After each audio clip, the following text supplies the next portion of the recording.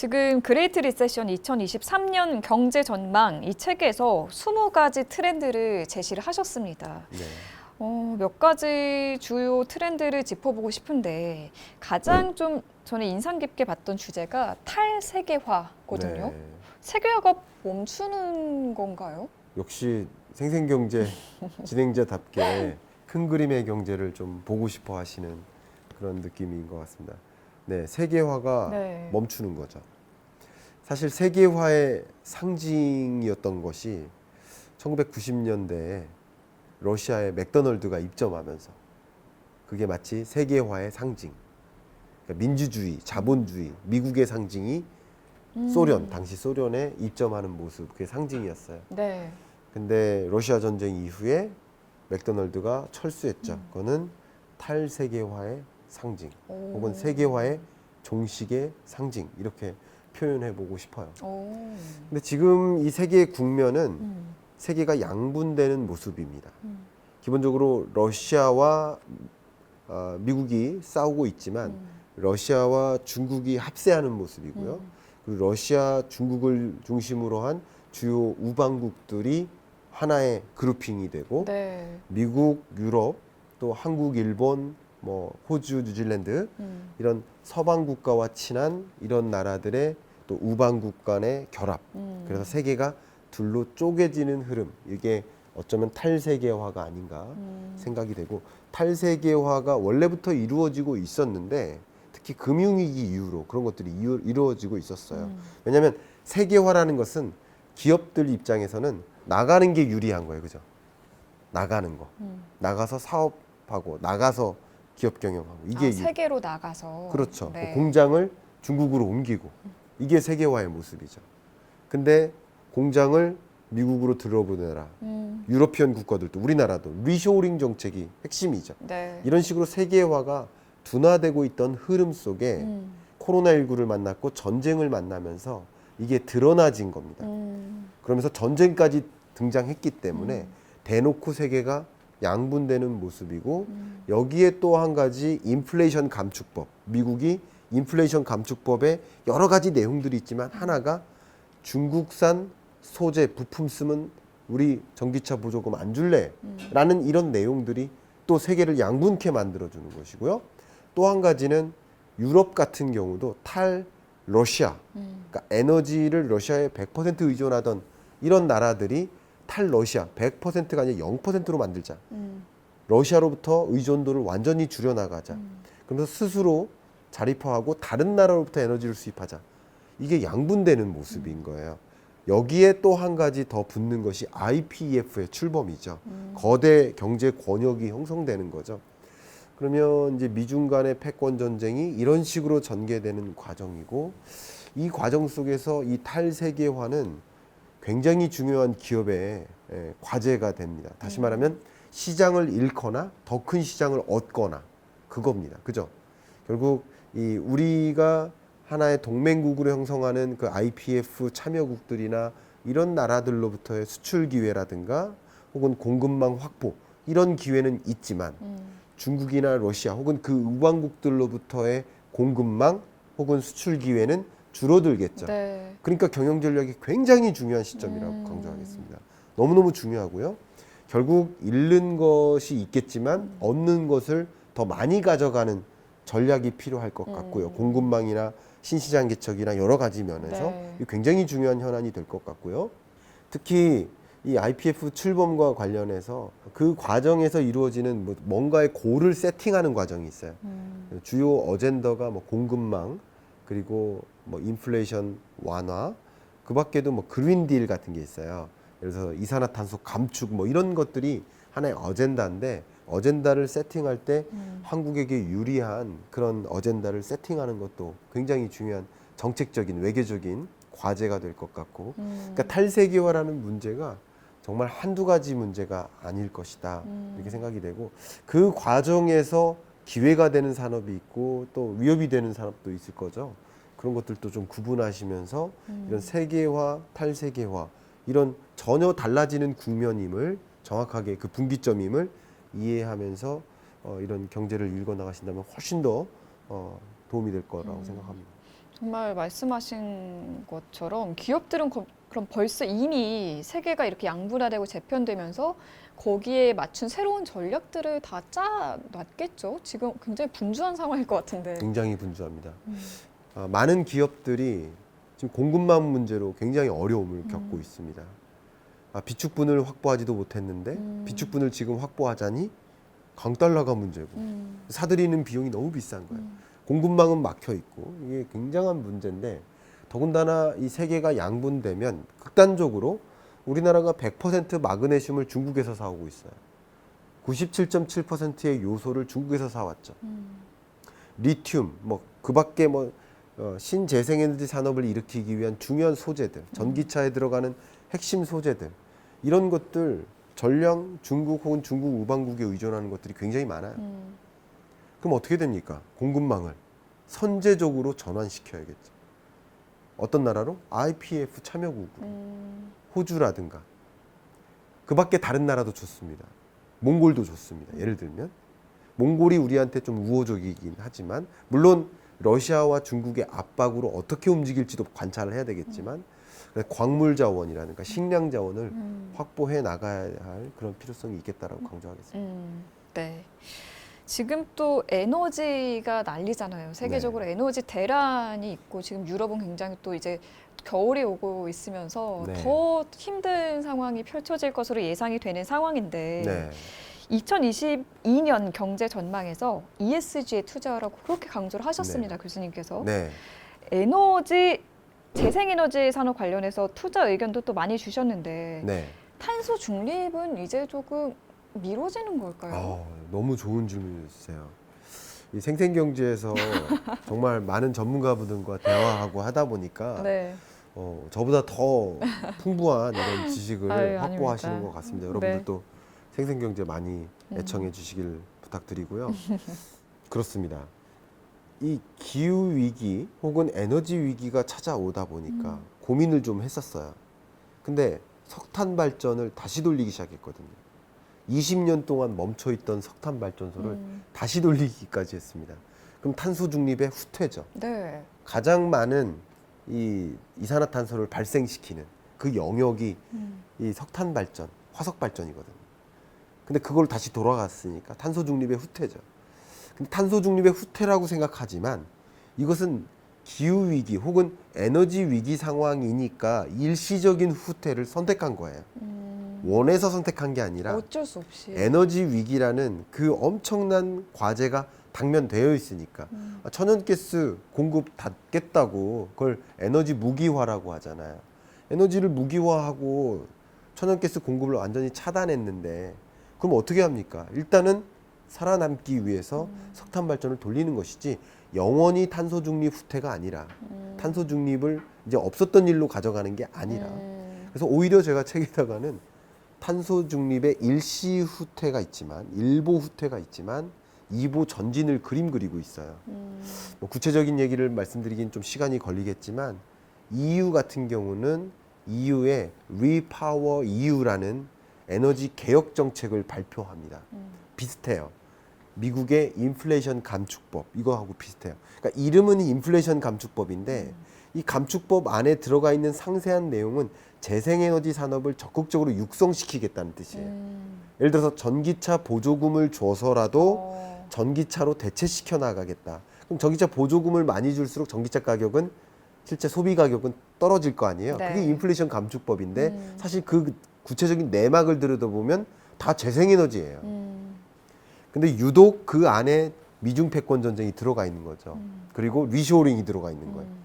그러니까 탈세계화가 들어가 있는 거고 미중 패권 전쟁이 들어가 있는 거고 중국으로부터 소재를 사오지 마라. 이게 다 들어가 있는 리쇼링 정책. 공장을 이 미국에 짓고 있는 미국에 있는 그 자동차 기업들에게만 보조금을 주겠다라는 거잖아요. 그런 식으로 이 내막을 보시면 재밌는데 인플레이션 감축법 안에는 재생에너지, 태양광, 풍력 그리고 그 밖에 바이오에너지라든가 전기차 인프라 이런 것을 확충하는 데 집중하고 있어요. 그래서 이 EU의 계획 또 그 밖에 다른 나라들의 계획 네. 미국의 계획 이런 것들을 보면 23년에는 그걸 통해 경기를 좀 진작시키고 그 분야에 많은 막대한 투자를 하겠다라는 계획들이 다 있기 때문에 네. 여러분들이 투자 관점에서 대세 상승장은 아닐지라도 나는 좀 적극적으로 주식 투자해야 되겠다라고 생각하신다면 그런 영역, 그런 산업 영역에서 좀 기회를 많이 찾아보시면 어떨까 의견을 드리고 싶습니다. 저도 이제 ESG 공부를 앞으로 더 열심히 해야겠다라는 생각이 교수님 말씀 듣다 보니까 드네요. 네. 교수님께서 또 자주 하셨던 말씀 중에 하나가 강한 달러의 시대가 온다 네. 이건데 네. 지금 뭐 강달러를 넘어서 정말 킹달러잖아요. 정말 네. 킹달러 킹 받는다 뭐 이런 네. 말까지도 등장을 했는데 네. 이게 언제까지 좀 강달러가 계속 유지가 될까요? 2023년에는 좀 꺾였으면 좋겠는데. 네. 23년에는 꺾일 것으로 전망을 하고 있습니다. 그러니까 올해 초부터 22년 한 해는 강한 달러의 시대다라고 말씀드렸고, 근데 강한 달러 그 기조 자체가 좀 꺾이기 시작할 겁니다. 이 근거는 금리 인상 속도가 둔화되면서 나타난 금리의 고점이 중요한 게 아닙니다. 금리 인상 구간이 중요한 거예요. 금리 인상하는 그 속도가 둔화되는 과정에서 이 달러 강세 기조가 조금 꺾이기 시작하고요. 그리고 이미 자금이 많이 유입됐어요. 그리고 주가의 저점일 때 이 주식 시장으로 돈이 이탈하기 때문에 강한 달러의 기조가 나올 수도 있는 거고요. 근데 반대로 주가가 저점을 찍고 반등하는 구간에는 다시 주식 시장으로 돈의 흐름이 있어요. 그래서 강달러 기조가 좀 약화될 수도 있고요. 여러 가지 근거가 있는데 네. 짧게 한 가지만 더 말씀드리면 문제는 바이든입니다. 우리나라도 구두 개입을 자꾸 하고 있어요. 달러를 잡기 위해서. 근데 구두 개입으로 환율 안정에 도달할까 하는 의문을 제가 계속 제기하고는 있습니다만 의문투성이죠, 사실은. 근데 바이든이 원할까예요. 바이든은 이 11월에 중간 선거를 앞두고 있고, 그럼 중간 선거에서 성공하려면 어떻게든 물가를 잡아야 돼요. 네. 국제 유가도 절대로 올라서는 안 돼요. 적어도 그 기간까지는. 그래서 그 기간까지는 강한 긴축 행보가 이어지고 바이든의 강달러를 놓지 않기 위한 다양한 액션들이 이어질 것이고요. 그렇기 때문에 11월까지는 이 강한 달러 기조가 유지되겠지만 그 이후에는 한풀 꺾인다. 뭐 약달러로 전환된다고까지는 생각하지 않습니다만 강한 달러 기조는 조금 꺾인다. 이렇게 생각하고요. 통계적으로도 그래요. 역대 통계를 하면 원달러 환율 기준으로 보면 2008년에 고점 찍고 떨어졌죠. 1,500원대. 그리고 외환 위기 때도 고점이 한 1,800원대를 찍었는데 찍고 떨어지죠. 그러니까 찍고 떨어지는 거지 찍고 유지되는 게 아니에요. 원래 통계적으로 그래요. 네. 기준금리 빼고는 다 그래요. 물가도 좀 그렇잖아요. 그러니까 모든 게. 왜냐하면 기준금리는 사람이 결정하잖아요. 그러니까 인상한다, 인하한다라는 표현을 쓰고요. 네. 나머지 지표들은 대부분 상승한다, 하락한다라고 표현하죠. 결정하는 게 아니에요. 그러니까 시장에 의해서, 돈의 이동에 의해서 찍고 내려오고 하는 겁니다. 그런 것을 생각해 보면 이건 통계적인 것은 그냥 부원 설명인 것뿐입니다. 그러니까 그렇다는 뜻이 아닙니다. 그건 여러 가지 것들을 관찰해 보면 네네. 강달러 기조는 조금은 수그러들 것이다 이렇게 보고 있습니다. 네. 네. 그러면은 많은 분들이 또 이 질문 하고 싶으실 텐데 외환 위기가 오나요? 네, 외환 위기가 실제 우리나라에게까지 찾아올 것이라고까지는 현재로서는 판단 내려지지 않습니다. 현재로서는. 근거가 뭘까요? 근거는 첫 번째는 뭐 외환 보유액이 굉장히 빠른 속도로 급감하고 있다. 이거 굉장히 안 좋은 부정적 시그널인 거 맞습니다.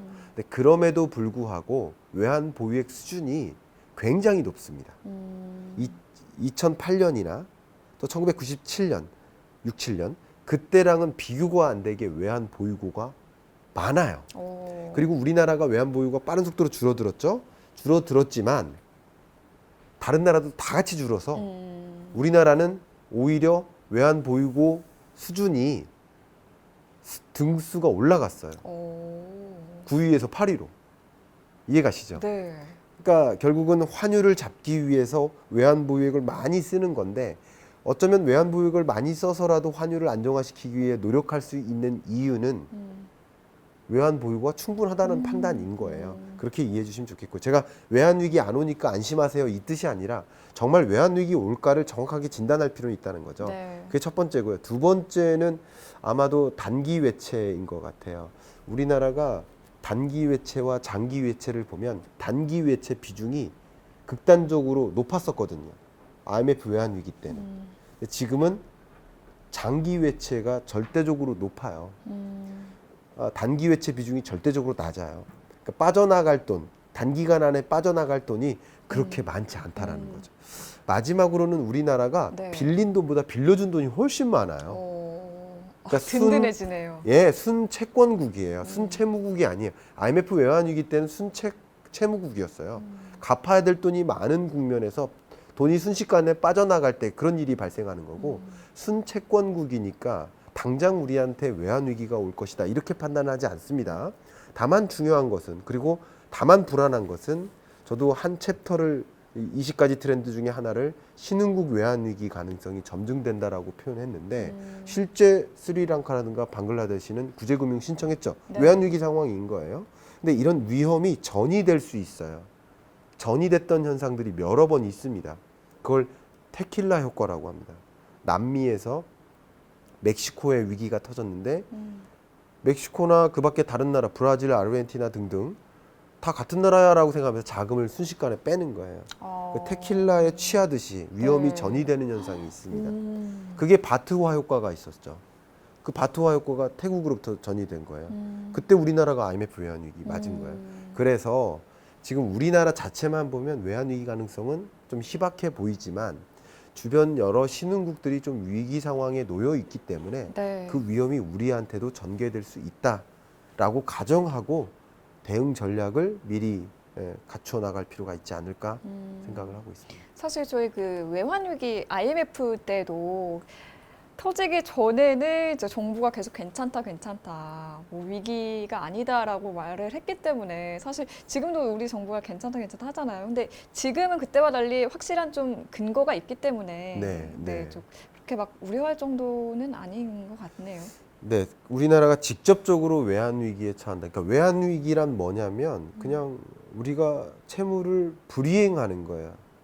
돈이 빠져나가야 되는데 못 갚는다라고 선언하는 거예요. 쉽게 말하면. 혹은 못 갚으니까 IMF로부터 돈을 빌려다가 갚아주는 방식이에요.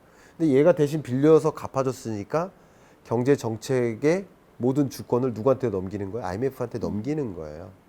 그러니까 그런 게 외환위기의 성격이거든요. 그러니까 그런 국면으로까지 갈 것이라고 생각하지는 않고 있습니다. 네.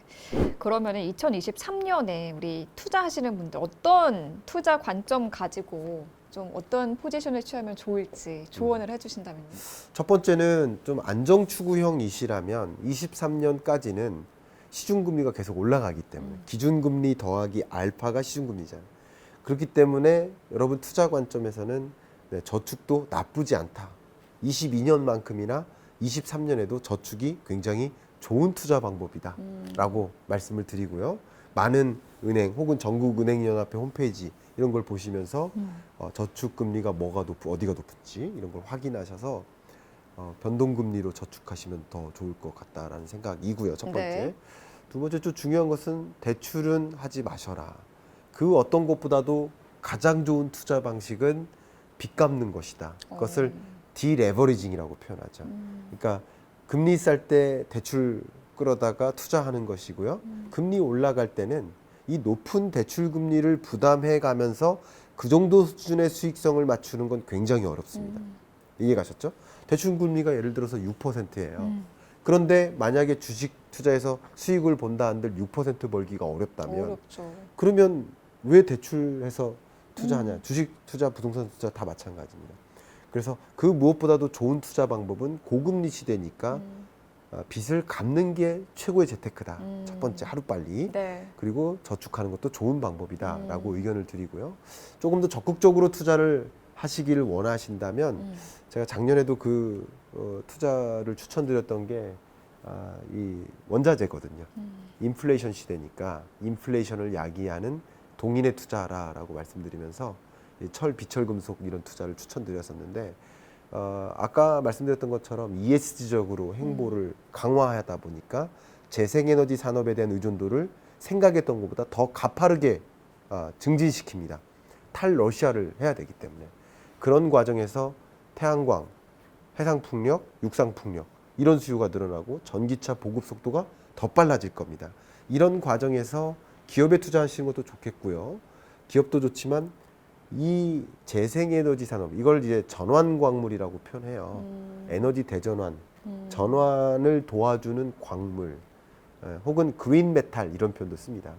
이런 그린 메탈에 투자하라 이 말씀을 드리고 싶은 거예요. 네. 가장 대표적인 그런 그린 메탈 하면 이제 구리도 해당이 되겠죠.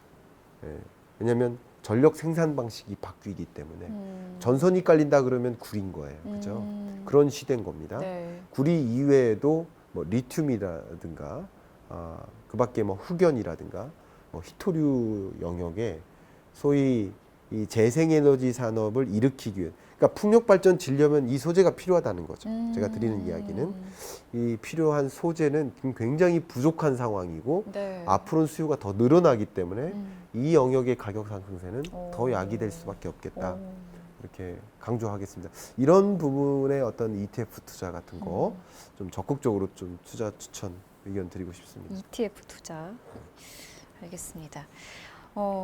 또 시그니처 질문이 네. 있죠. 네, 최위가 생각하는 김광석 할까요? 하십시오. 오늘 좀 띄워주시면 해보겠습니다. 최위가 생각하는 김광석은 키다리 아저씨다. 키다리 아저씨. 네. 예, 키다리 아닌데. 네. 정말 지금 뭐 하루가 다르게 급변을 하고 있잖아요. 우리나라 네. 경제뿐만 아니라 세계 경제가 네. 정말 아침에 자고 일어나서 뉴스를 보기가 두려울 정도로 막 이곳저곳에서 막 경제 이슈가 빵빵 터지고 있는데 이런 상황에서 도대체 어떻게 이 경제 흐름을 읽고 대응을 하면 좋을지 굉장히 사실 어렵거든요. 네. 근데 교수님이 약간 키다리 아저씨처럼 이 길을 좀 안내를 해주시는 것 같아요. 네.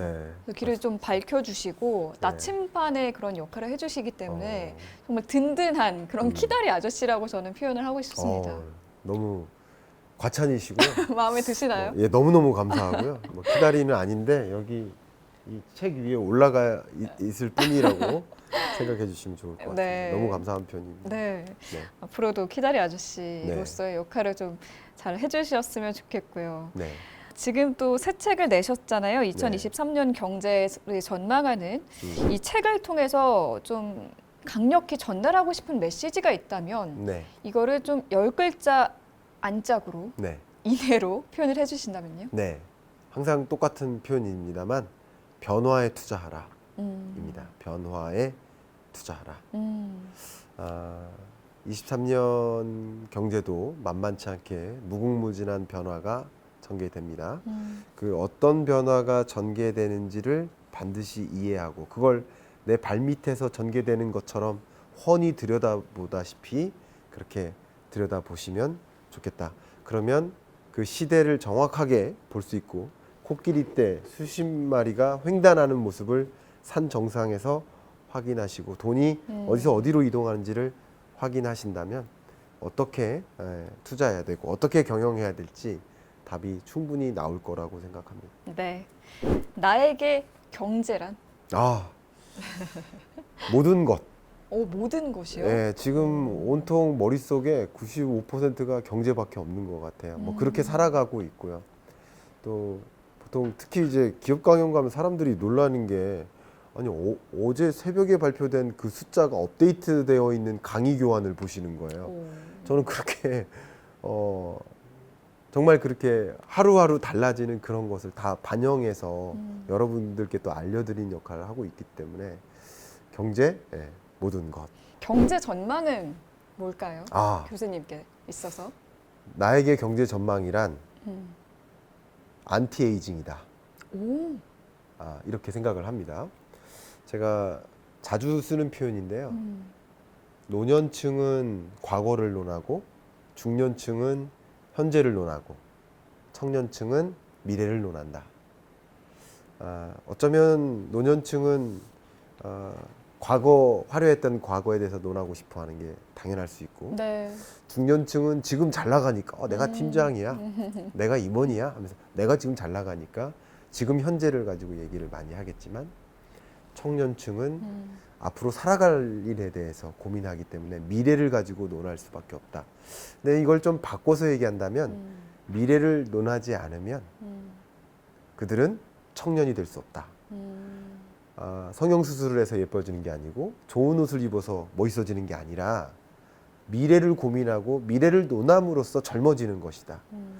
앞으로 살아갈 날, 그 미래에 대해서 계속 고민하다 보면 살아갈 날이 더 길어지지 않을까. 그 미래에 대한 고민을 네. 하지 않으면 상대적으로 살아갈 날이 더 줄어들지 않을까. 장수의 비결이다. 경제 전망은 장수다. 그래서 어쩌면 그런 면에서 네. 경제 전망은 안티에이징이다. 아, 갑자기 떠올랐습니다. 굉장히 철학적인, 이거 미리 준비해 오신 거 아니에요? 갑자기 떠올랐습니다. 오, 예. 굉장히 멋진 말씀을 또 해주셨는데요. 예, 예. 그럼 마지막으로 나에게 책인싸란? 나에게 책인싸란 저의 열정이다. 열정이다. 예. 책인싸라는 것을 준비하고 또 많은 책들을 읽고 또 모시는 그 초대 손님과 대화를 나누는 과정에서 제가 굉장히 많이 배울 수 있기 때문에 열정을 또 다하기도 하고 있고 많은 독자분들께서 너무나 좋아해 주셔서 더 앞으로도 더 열정을 더 발휘해야 될 영역인 것 같고요. 네. 그래서 나의 열정이다. 책인싸는 나의 열정이다. 이렇게 말씀드리겠습니다. 네, 알겠습니다. 오늘 너무 저도 1시간 네. 넘었죠, 벌써 시간이. 그런 것 같아요. 네, 네. 그 시간 동안 오늘 특별 MC로 왔지만 정말 귀한 강의를 듣는 느낌으로 네. 정말 많은 배움을 얻어가는 것 같아요. 너무 그러면 저도 감사합니다. 갑자기 불쑥 네. 질문 드리면서 마무리할까 합니다. 갑자기 제가 MC 권한을 가지고 나에게 책인싸란? 약간 원동력이 된 것 같아요. 원동력이다. 네. 네. 좀 더 경제 공부를 열심히 하고 어떤 거시 경제에 더 관심을 갖고 들여다봐야겠다라는 어떤 그런 열정과 원동력을 오늘 이 시간을 통해서 또 갖게 되는 것 같아요. 네. 좋습니다. 원동력이다. 네. 아주 좋은 말씀 감사하고 오늘 책인싸 본인 등판 시간 마무리하도록 하겠습니다. 감사합니다. 감사합니다. 네, 감사합니다.